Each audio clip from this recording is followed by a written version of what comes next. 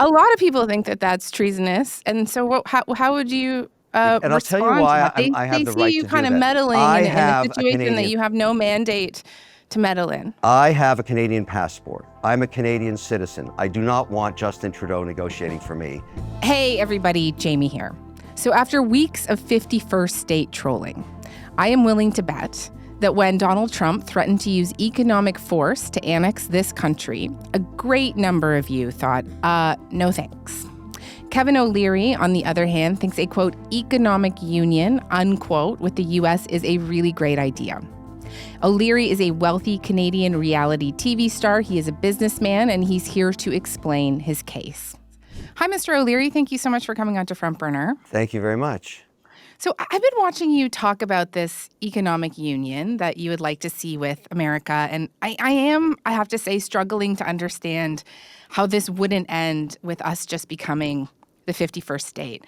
So I wonder if we could start here. What do you want to see happen, and how is it different from what we currently have with the United States? Okay, so this narrative started about 3 weeks ago from a trip to Mar-a-Lago I had. And it was a violent reaction, obviously. No Canadian wants to sell their sovereignty, neither do I. But as I've told people many times, particularly now that we approach Donald Trump's inauguration, in dealing with Trump, you have to be able to differentiate the noise from the signal. The signal is there's a huge opportunity, an economic opportunity, to create a behemoth economy that provides for all of its citizens and gives us incredible financial and military might in a very uncertain world. So we can get into the details of this. Yeah, I mean, take me through the details. Like, what is the signal to you? What do you think it looks like? Because certainly what he's saying out loud is that he will use economic force to get rid of the border between the two countries. So I'm in Washington today. So is Danielle Smith.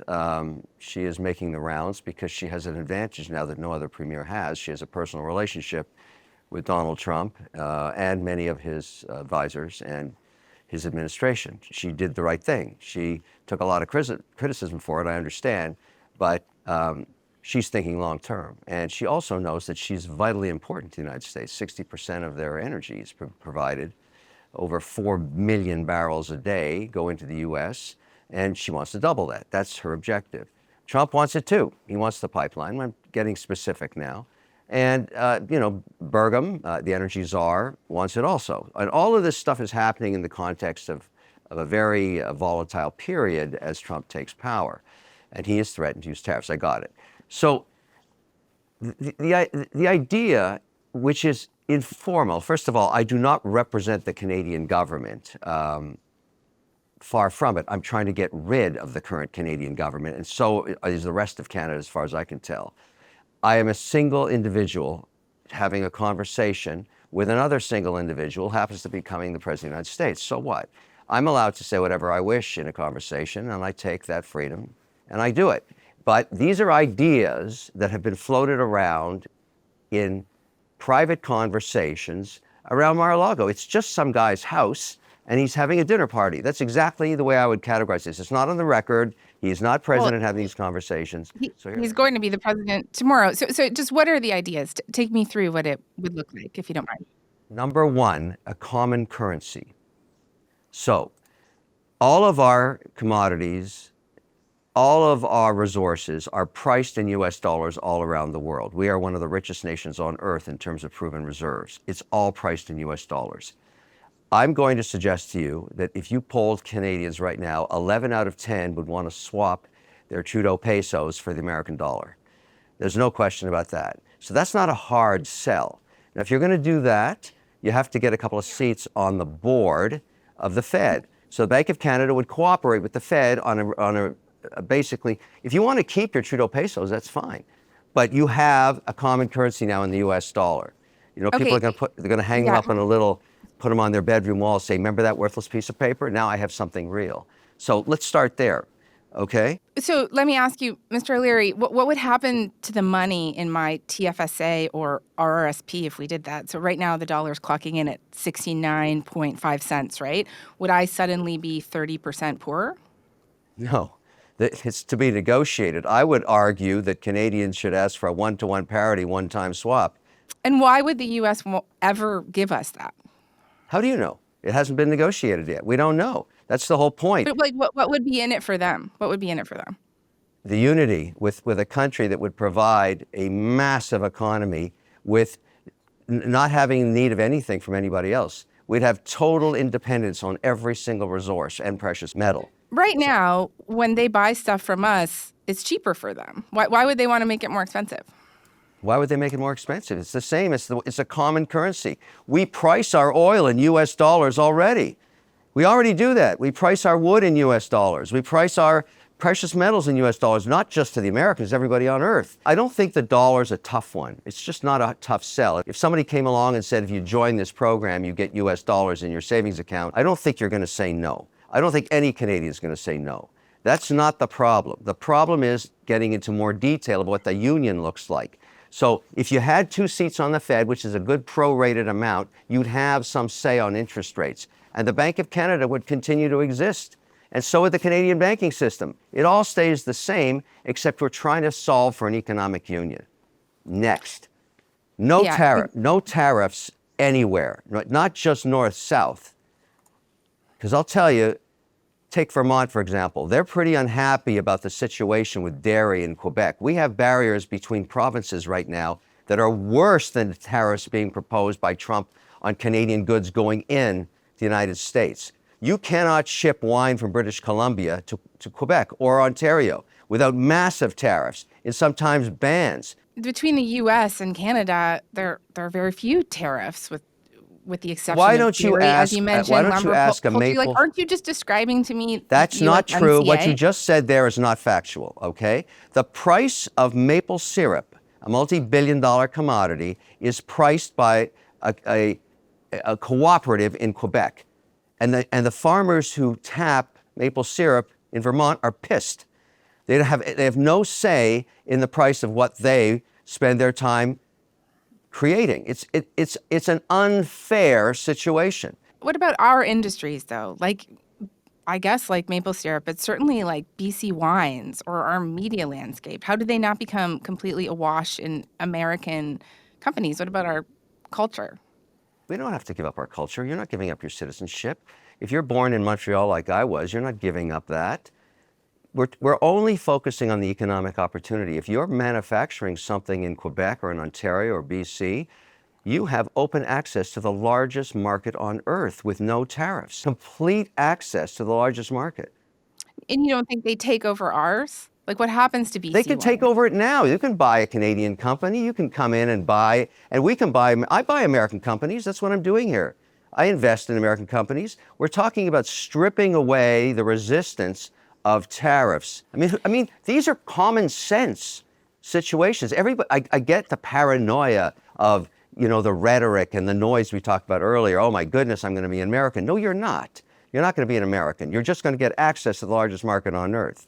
Now, let's talk about that access for you personally. If you're Indigenous today in Canada, lucky enough to be an Indigenous citizen, you walk across the border free, both ways. That is a privilege that Indigenous people of all North America have, no matter what state or province they're in. I'm proposing something similar called a uni. Now, let me explain how this works. It takes some of the ideas from the economic union in Europe, but adds to it. If you're a Canadian citizen in good standing with a Canadian passport, or the same in the United States, you have in good standing a U.S. passport, you can apply for a uni. Both countries have a veto right. So if you get approved in both countries, you get this new passport that gives you freedom of movement anywhere you wish in North America, including your family. You can live wherever you like. You pay a one constant tax rate. Let's just call it 21%, no deductions. But where the uni comes in, even more importantly, is controlling immigration. If you want to come to Waterloo, for example, and apply to be a robotics engineer, the most coveted degree you can get in engineering right now, we let people come and do that from all around the world. We've spent millions building the infrastructure there and the co-op programs. And then, like idiots, we kick them out after they graduate. How stupid is that? Why don't we grant them a uni and pre-approve their families with background checks and then let them into the country and say you can work anywhere you want? Well, why wouldn't that result in people just going to the United States and working there? How would that not result in healthcare workers just going to Buffalo or Phoenix and setting up shop there? I'm just trying to figure out how this does not cause the worst brain drain that we've ever seen. You're basically telling me that Canadians don't want to be Canadians and they all want to move to the United States. You know, that doesn't sound, that sounds ridiculous. That's not going to happen. You know how many Americans want to move up to BC or Kelowna or come in? And American families, many of them, have their roots in Canada or have an Uncle Millie or whatever it is. There's a lot of connectivity and DNA between our two countries. Well, housing is very expensive here. Salaries are larger in the U.S. All of that money invested in Canada to reduce housing, and housing is up 4x in the last 8 years. So that's not working, whatever it is. But let's stay on your premise that everybody leaves Canada. That's not going to happen. I think many people would come to Canada. You get an adjustment if you got a uni. First, you have to get it. You have to apply for it and you have to get it. Once you get it, you're free to roam. Why would Trump agree to this? You know, he's talking a lot about unleashing the largest mass deportation program in the country's history. Contrary to the evidence, he says immigrants are stealing American jobs. So why would he be open to the idea of extending passports and jobs to more people from Canada? Those people you're referencing are illegal immigrants. They broke the law to enter the country. Of course, they're going to get deported. That was the premise he made. He'd been given this majority mandate. That was his number one item, saying, look, I'm going to clean this up. The American people, by 7 out of 10, want him to do this, and he's going to start it this week. The message is, don't come into the country illegally. The uni does not let that happen. You have to apply for it. It's a legal immigration tool, and it's used to be selective on who you let into the economy. And you want the best and the brightest, and you want them to stay. We've got to focus on the signal. This is not about selling sovereignty. This is not about you becoming an American citizen. It's giving you free, unfettered access to the market on an untariffed basis, east-west, north-south. Look, when I started having this conversation, it was very contentious. That was 4 weeks ago. Now 43% of Canadians polled want to learn more. In a couple of weeks... Well, I'm looking at an Abacus data poll that found 71% completely against it. Yeah, because that poll said you're giving up your sovereignty. We're not giving up sovereignty under this model. It's just economic union. You know, you have to peel the onion to discover the opportunities. Canadians do not have to agree to this. We're going into this negotiation anyways in about 8 months. I don't know which leader will lead us there, but it won't be Trudeau. And so the point is, this is NAFTA 3 on steroids. That's what this is. Now, if someone offered me a uni, I have an O1 visa for the United States, but they offered me a uni, that would be far more convenient. I would take that, no question about it. If you told me that I had no tariffs in investing in Canada and selling goods made there to the United States, I would invest more in Canada. So would the rest of the world. You've talked about a flat tax. I think you said 21%, right? Like, how would we be able to fund things like single-payer healthcare here in this country with that? Well, both healthcare platforms are broken in the United States as well. The insurance policies there are punitively expensive. Canada has a fantastic technology in healthcare, but access is a challenge. This is a perennial problem for both. I would think a larger market and no tariffs, we could solve for it. I mean, this is not new information. Being paranoid about change is not the answer. It's explore the opportunity, look at the signal, and move forward in the path of least resistance. And what I'm suggesting is just common sense. I mean, do you think it's really about being paranoid about change or steeling ourselves and taking this president at his word? Trump is, whether you like him or you hate him, what he sees, what he wants is a giant economic union, a behemoth economy that can protect itself. But I'm sure what he wants is an economic union that benefits the United States, right? Why do you keep saying it's only to the United States? Why wouldn't Canadians benefit? I don't understand why you think that way. Well, just a lot of the stuff that makes the EU cool. I can't imagine the United States would want a supranational government, new competition laws. I still have lots of questions about the free flow of labor and what that would do to a brain drain here. The dollar, I do not understand why they would want to negotiate and give us any kind of deal beyond or above market value on the dollar. Like, why would they want to do any of this stuff? And the Fed, and sorry, just to talk about the Fed, like, my understanding is the way that these institutions work is that they prioritize kind of the big guys, right? Like a Germany over a Greece. So is there not a high probability that we really are absolutely not a priority when it comes to decision making in an institution like that? No, that's not the problem, and you're wrong. The point is, together, I mean, in some ways, that 49th parallel, why is it there? I mean, if you think about it, that's not the border we're trying to protect. We're trying to protect the northern border because right now the Chinese are knocking on our door and so are the Russians. And I think that's what's on Trump's mind, and Canadians should worry about that too. We have the benefit of being protected by the U.S. military, and we have fought beside them in countless wars, as you know. We're joined at the hip in our beliefs of democracy and freedom of speech. So 90% of the pillar of union is there. Nobody said you had to give up your sovereignty or change where you were born or anything like that. That's not the issue. It's an economic union. And so all of this you're speculating, it's fair to do so. You can speculate, but you don't know because it hasn't been negotiated. I'm just one guy having a conversation. I'm not representing the Canadian government, but I'm very fortunate to have 10 million followers. And I broadcast to them and they say what they think. And what I'm hearing is different than what you're hearing. A lot of Americans are interested, a lot of Canadians are interested. I don't have to hire a pollster. I have my own. So I talk to them every day. And they tell me that keep going. This is very interesting, very interesting. Tell me more. That's what I'm hearing. The last time that Trump threatened to tear up NAFTA, we renegotiated. And, I think whatever you think about Trudeau and this government, is generally believed to have gone quite well for us, right?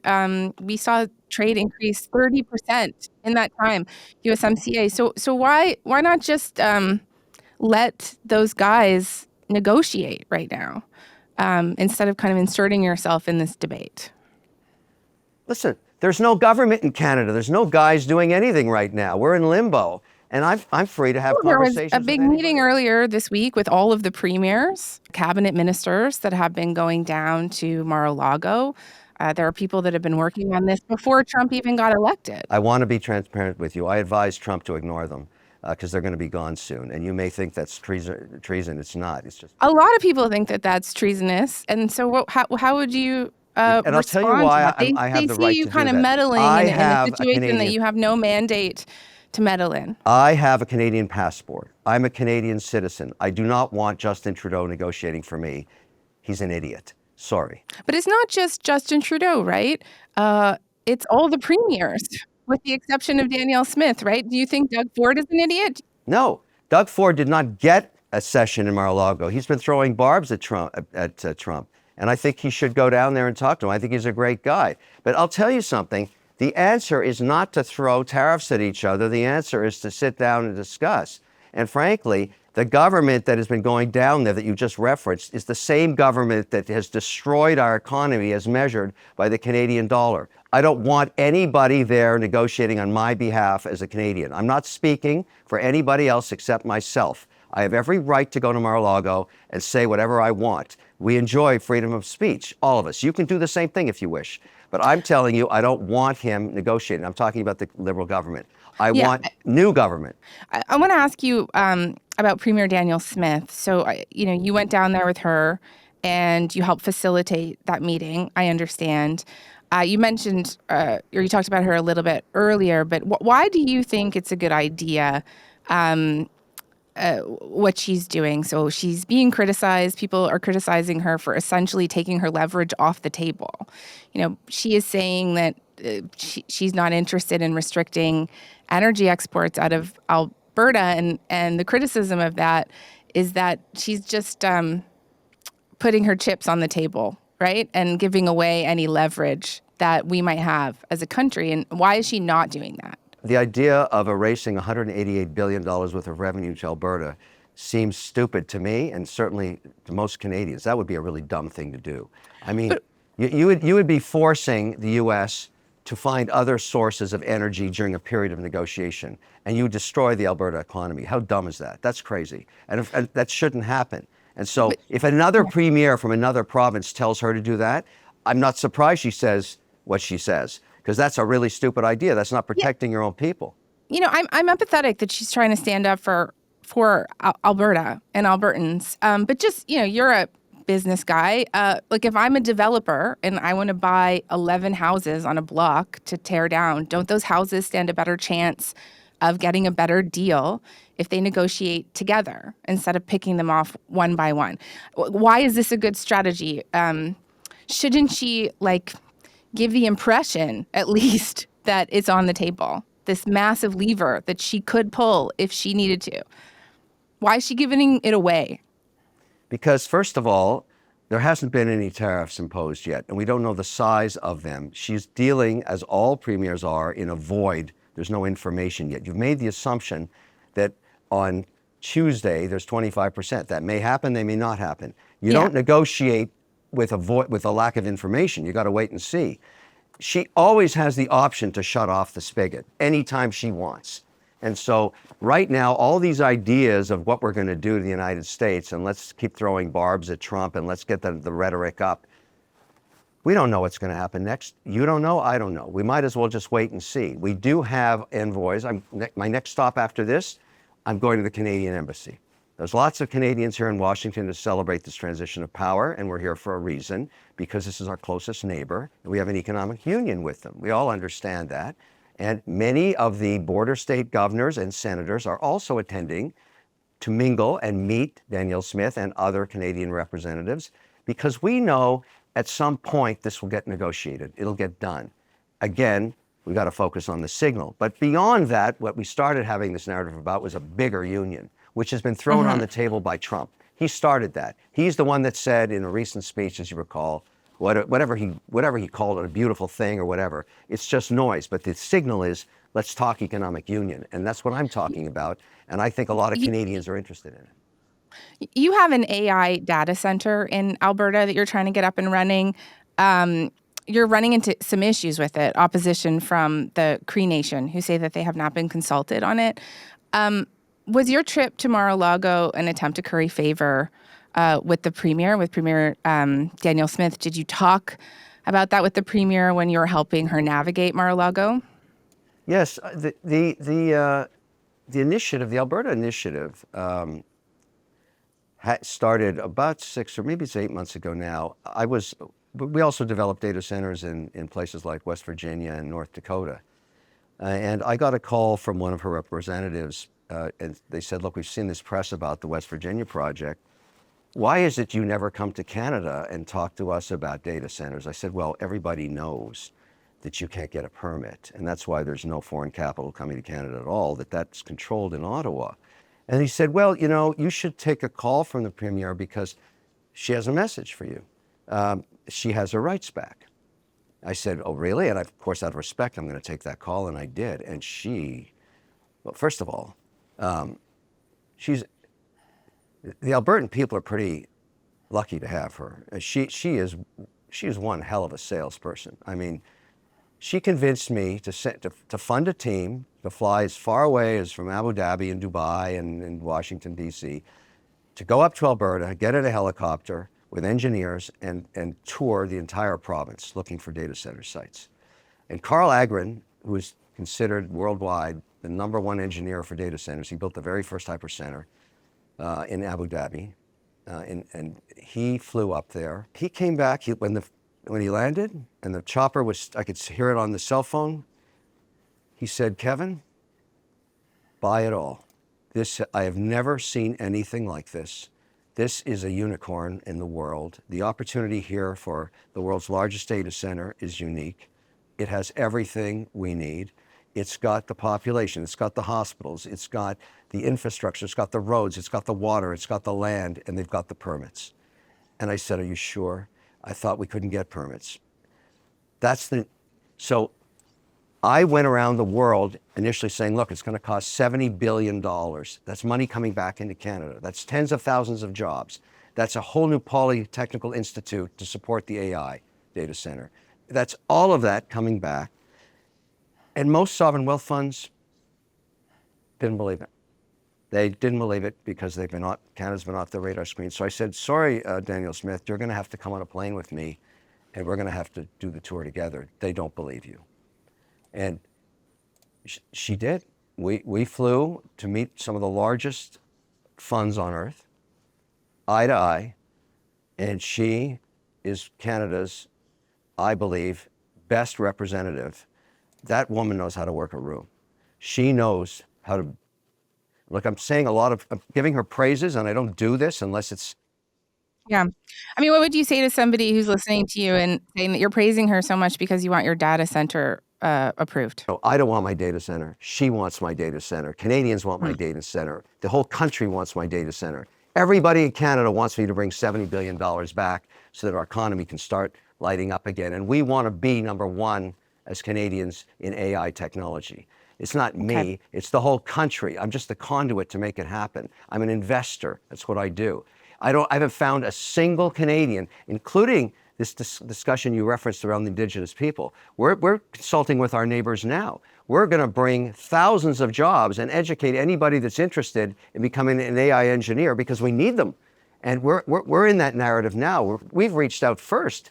Many of them, in fact, there's another series of meetings on January 28th. We are not doing anything out of sync with Indigenous people, not a single thing. So we know we're going to be working with them, and I think they're pretty interested in the opportunity, spec by spec. If they don't want to do it, I get it, but I don't know why they wouldn't. I mean, my goodness, this is not a refinery. This is not dirty technology. This is cutting edge AI and taking a leadership position worldwide. Every large AI company, every one of them knows about this project now and is asking and inquiring. Just ask any of the ministers in Alberta, the inbound inquiries about this project. Mr. O'Leary, before we go, I just want to come back to this idea of the economic union with the United States. I know you've got a bid to buy TikTok. And is this stumping for an economic union a way to give some airtime to an idea that Trump seems very into so that you can get FaceTime with him, stay in his good graces to pitch your bid to buy TikTok? I'm not trying to get in his good graces. I've been talking to him for a long time. I'm just an investor. This is not, my interest in TikTok is it's an incredible opportunity. It's a legacy deal. My vision of this thing, along with Frank McCourt, my partner, is to create the world's largest television network that's based on freedom of speech and ownership of your own data and democracy. And what I think is going to happen here, in fact, today we've got meetings with the China committee on this thing. Trump just put out a statement about an hour or 10 minutes before you and I started talking that he sees this as some kind of a joint venture. Walsh was on Face the Nation, specifically referenced our bid because it's the only one that Xi has in his hands right now. It's an actual offer that he could sign, an LOI, and we could light it up again. All these are moving parts. The outcome, I don't know. Will there be other bids? I don't know. I don't know, but I do know what's important is to be able to have a narrative. This deal is controlled by Donald Trump. It's his. It's not going to be lit up until he decides what it's going to look like. So, of course, I have to have his ear. It's his deal. So if he tells us, do this, we're going to do that. We're a service provider. So will Oracle. So will the others. But make no mistake about it. This whole situation is controlled by Trump and Xi. And so whatever they decide, as investors, we have to execute. That's it. I mean, this is not a Kevin O'Leary, Frank McCourt deal. It's a Donald Trump deal. Okay. Mr. O'Leary, thank you very much for taking the time. I really, listen, I'm happy to have the narrative. I'm glad we're having it because this is a great way to communicate. You may not agree with what I'm saying, but at least we're talking about it. I really appreciate it. Thanks a lot. Okay, I appreciate you coming by. Take care. Thank you. Bye-bye.